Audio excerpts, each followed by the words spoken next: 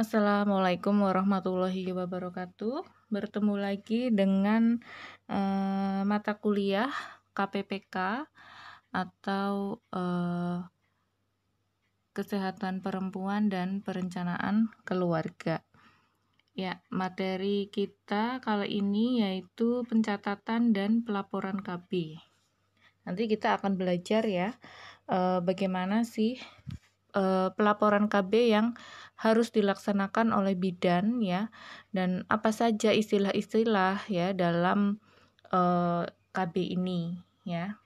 Karena sebagai petugas yang melaksanakan program KB, seorang bidan harus paham terlebih dahulu dari mulai definisinya ya, kemudian dari mulai pencatatan dan pelaporannya seperti apa saja.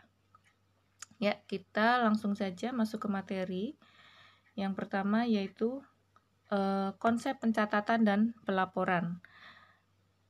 Kita bahas dulu semua definisinya ya. Yang pertama yaitu pencatatan dan pelaporan kontrasepsi adalah suatu kegiatan merekam dan menyajikan berbagai aspek yang berkaitan dengan pelayanan oleh fasilitas pelayanan KB. Sedangkan pasangan KB adalah pasangan usia subur atau PES ya, yang menggunakan kontrasepsi. Peserta KB baru adalah PUS yang pertama kali menggunakan kontrasepsi atau PUS yang kembali menggunakan kontrasepsi setelah mengalami kehamilan yang terakhir dengan keguguran atau dengan persalinan. Jadi peserta baru ini yang benar-benar baru menggunakan KB atau sudah pernah menggunakan KB, kemudian dia habis melahirkan misalnya ya, dan dia ingin menggunakan KB kembali, ini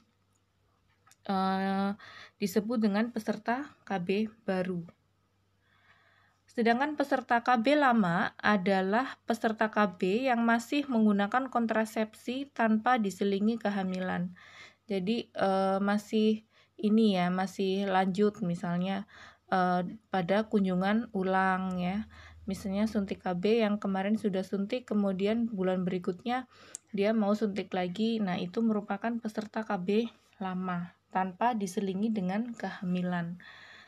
Peserta KB ganti cara adalah peserta KB yang berganti pemakaian dari satu metode kontrasepsi ke metode kontrasepsi lainnya. Misalnya yang tadinya sudah menggunakan pil KB ya, tapi karena dia mungkin pelupa ya, sering lupanya, dia ingin ganti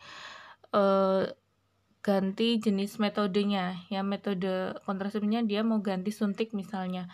Ini disebut dengan peserta KB ganti cara. Kemudian ada pelayanan fasilitas KB, yaitu semua kegiatan pelayanan kontrasepsi oleh fasilitas pelayanan KB, baik berupa pemberian atau pemasangan kontrasepsi maupun tindakan-tindakan lain yang berkaitan dengan pelayanan kontrasepsi maupun yang diberikan kepada PUS baik calon maupun peserta KB. Kemudian ada pelayanan kontrasepsi oleh fasilitas pelayanan KB di dalam fasilitas pelayanan adalah pemberian atau pemasangan kontrasepsi maupun tindakan-tindakan lain yang berkaitan dengan kontrasepsi kepada calon dan peserta KB yang dilakukan dalam fasilitas pelayanan KB. Pelayanan kontrasepsi oleh fasilitas pelayanan KB di luar fasilitas pelayanan adalah pemberian pelayanan kontrasepsi kepada calon peserta KB maupun tindakan lain yang berkaitan dengan pelayanan kontrasepsi yang dilakukan di luar fasilitas pelayanan KB ya. Kemudian ada definisi fasilitas pelayanan KB.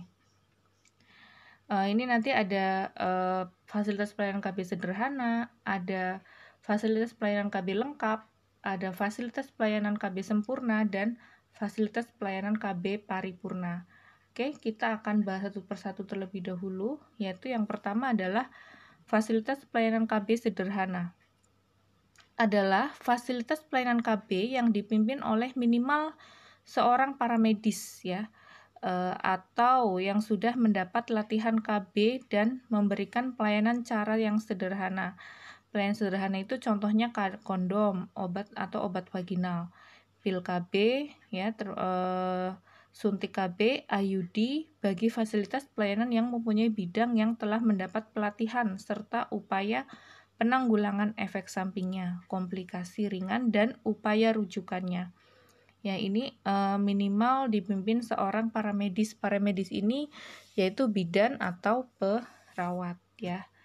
Itu. Kemudian ada fasilitas pelayanan KB lengkap. Adalah fasilitas pelayanan KB yang dipimpin oleh minimal dokter umum ya, yang telah mendapat pelatihan dan memberikan pelayanan ya cara sederhana. Kemudian ada suntik KB, IUD bagi dokter atau bidan yang telah mendapat pelatihan, implan bagi dokter yang telah mendapat pelatihan, kontap atau kontrasepsi mantap pria bagi fasilitas yang memenuhi persyaratan untuk pelayanan kontap pria. Ya, ini bedanya dengan yang sederhana tadi. Kalau yang pelayanan KB lengkap ini minimal dipimpin oleh dokter umum yang telah mendapat pelatihan. Kemudian ada fasilitas pelayanan KB sempurna. Adalah fasilitas pelayanan KB yang dipimpin oleh minimal dokter spesialis kebidanan atau OBGYN ya. Kemudian ada dokter spesialis bedah atau dokter umum yang telah mengikuti pelatihan dan memberikan pelayanan cara sederhana, pil KB, suntik KB, IUD, pemasangan dan pencabutan implan, kontap pria, kontap wanita bagi fasilitas yang memenuhi persyaratan untuk pelayanan kontap wanita. Ya, bedanya dengan yang tadi, dengan yang lengkap tadi adalah kalau yang ini dipimpin oleh dokter spesialis OBGYN ya, dan ada dokter spesialis bedah atau dokter umum yang telah mengikuti pelatihan. Dan yang terakhir yaitu ada fasilitas pelayanan KB paripurna. Adalah fasilitas pelayanan KB yang dipimpin oleh minimal dokter spesialis kebidanan yang telah mengikuti pelatihan penanggulangan infertilisasi dan rekanalisasi ya, atau dokter spesialis bedah yang telah mengikuti pelatihan penanggulangan infertilitas dan rekanalisasi serta memberikan pelayanan jenis kontrasepsi ditambah dengan pelayanan rekanalisasi dan penanggulangan infertilitas. Itu adalah yang pelayanan KB paripurna. Di sini sudah jelas ya perbedaannya ya. Nah, kemudian ada status fasilitas pelayanan KB. Adalah status kepemilikan pengelolaan fasilitas pelayanan KB yang dikelompokkan dalam 4 status kepemilikan ya. Yang pertama yaitu Departemen Kesehatan ya, biasanya sudah ada di setiap kabupaten di Dinas Pendidikan ya. Kemudian maksudnya Dinas Kesehatan maksud saya. Departemen Kesehatannya ya dari pusat, kemudian di bawahnya lagi ada Dinas Kesehatan Kabupaten atau biasa kita sebut dengan DKK. Kemudian ada ABRI. ABRI di sini adalah yang dimaksud adalah rumah sakit tentara ya. Ada yang klinik swasta juga dan ada instansi pemerintah lain seperti Depkes ya. Selain Depkes dan rumah sakit tentara atau ABRI. Nah, kemudian ada konseling. Definisi konseling adalah suatu kegiatan yang dilakukan oleh petugas medis atau paramedis dalam bentuk percakapan individual dalam usaha untuk membantu pus guna meningkatkan kemampuan dalam memilih penggunaan metode kontrasepsi serta memantapkan penggunaan kontrasepsi yang telah dipilih. Ya, ini makanya seorang bidan ini wajib bisa melakukan konseling karena salah satunya yaitu kita harus memberikan Penkes atau pendidikan kesehatan kepada calon akseptor KB. Konseling baru adalah suatu kegiatan konseling yang dilakukan oleh petugas medis atau paramedis kepada calon peserta KB yang akhirnya menjadi peserta KB baru pada saat itu. Sedangkan konseling lama adalah suatu kegiatan konseling yang dilakukan oleh petugas medis atau paramedis kepada peserta KB untuk memantapkan penggunaan kontrasepsi ya. Jadi ini lebih dimantapkan kembali ya. Jadi sebelumnya si calon peserta KB ini sudah mendapatkan konseling baru terlebih dahulu. Nah, ada definisi akibat sampingan atau komplikasi adalah kelainan dan atau gangguan kesehatan akibat penggunaan kontrasepsi. Kemudian ada akibat sampingan atau komplikasi ringan, yaitu kelainan atau gangguan kesehatan pengguna kontrasepsi yang penanganannya tidak memerlukan rawat inap. Sedangkan definisi dari kegagalan KB adalah terjadinya kehamilan pada peserta KB. Ini jelas ya. Walaupun dia sudah menggunakan alat kontrasepsi, bukan berarti dia benar-benar bebas dari kehamilan, karena sebagus-bagusnya alat kontrasepsi efektivitasnya adalah 99%. Jadi yang 1% ini masih ada kemungkinan terjadinya kehamilan. Kemudian ada langkah-langkah pelaksanaan. Ya, bagaimana langkah-langkah pelaksanaannya dalam pencatatan dan pelaporan KB ini? Ya, jadi seorang petugas dan pelaksana KB harus memahami jenis-jenis serta kegunaan, ya, register dan formulirnya. Jadi harus paham dulu. Yang pertama yaitu ada kartu pendaftaran klinik KB, ya, digunakan sebagai sarana untuk pendaftaran pertama bagi klinik KB baru dan pendaftaran ulang semua klinik KB. Pendaftaran ulang dilakukan setiap akhir tahun anggaran, jadi sekitar bulan Maret setiap tahunnya.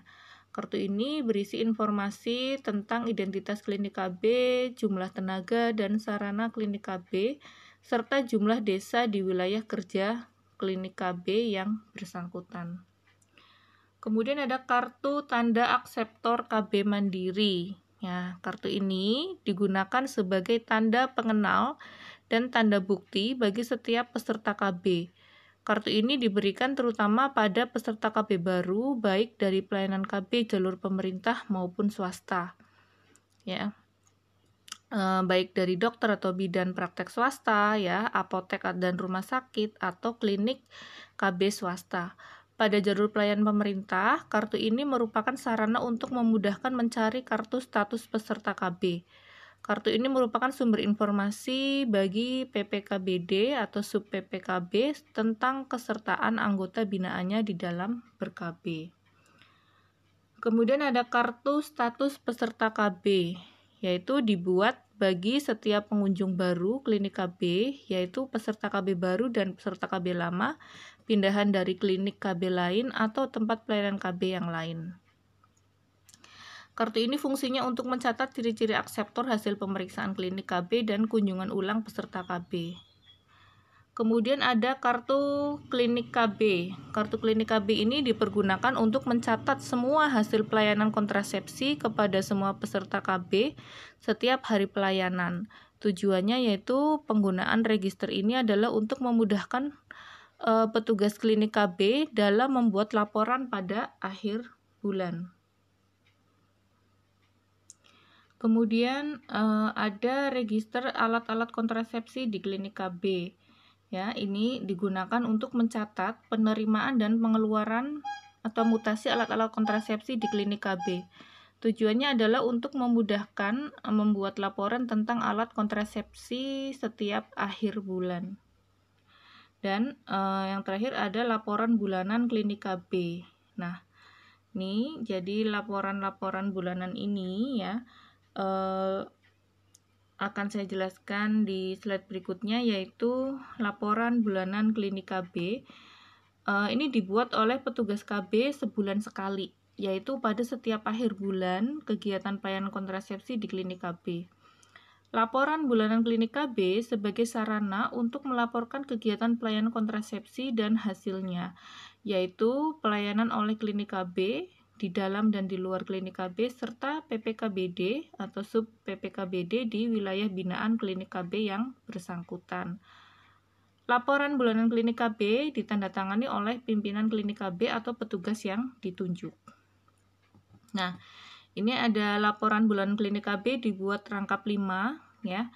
Ini dibuat selambat-lambatnya tanggal 5 bulan berikutnya, yaitu 1 lembar dikirim ke BKKBN Pusat, kemudian ada 1 lembar dikirim ke BKKBN Kabupaten atau Kota Madya, 1 lembar dikirim ke unit pelaksana tingkat Kabupaten Kota Madya, 1 lembar dikirim ke kecamatan, kemudian 1 lembar sebagai arsip untuk klinik KB yang bersangkutan. Jadi laporan bulanan ini dibuat rangkap 5 ya. Kemudian ada rekapitulasi laporan bulanan klinik KB, ini dibuat sebulan sekali yaitu pada awal bulan berikutnya dari bulan laporan. Dibuat oleh BKKBN Kabupaten atau Kota Madya dalam rangkap 3 dan dikirim kepada BKKBN Provinsi, Unit Pelayanan KB Dinas Kesehatan Kabupaten dan sebagai arsip sendiri. Rekapitulasi laporan bulanan klinik KB ini harus sudah dikirimkan ke BKKBN Provinsi selambat-lambatnya tanggal 15 bulan berikutnya.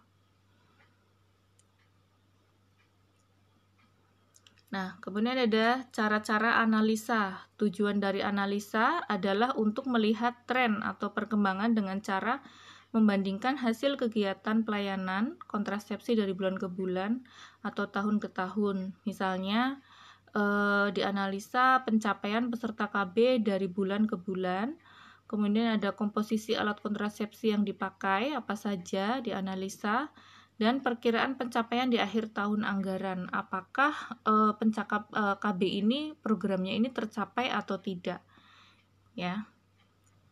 Nah, ini adalah contoh lembar registrasi pembinaan PUS dan peserta KB bagi seluruh keluarga ya. Jadi ini nanti petugasnya mengisi ya, diisi 5 rangkap dan nanti akan diserahkan ke BKKBN. Nah, ini adalah contoh-contohnya laporan bulanan pengendalian lapangan tingkat kecamatannya juga ya. Kemudian ya, ini contoh-contoh laporan yang harus dilakukan oleh petugas KB. Mungkin nanti di lapangan kalian akan menemukan contoh yang lain, bisa saja ya. Jadi yang jelas untuk program KB ini memang harus dilakukan laporannya setiap bulan ya. Nah, bagaimana cara mengisinya dan bagaimana bentuk yang aslinya nanti kita akan belajar bersama di laboratorium. Ini hanya sebagai pengantar terlebih dahulu supaya kalian lebih memahami bagaimana cara pelaporan ya KB yang harus dilakukan oleh tenaga kesehatan khususnya bidan. Ya, terima kasih atas perhatiannya. Semoga ilmunya bermanfaat. Wassalamualaikum warahmatullahi wabarakatuh.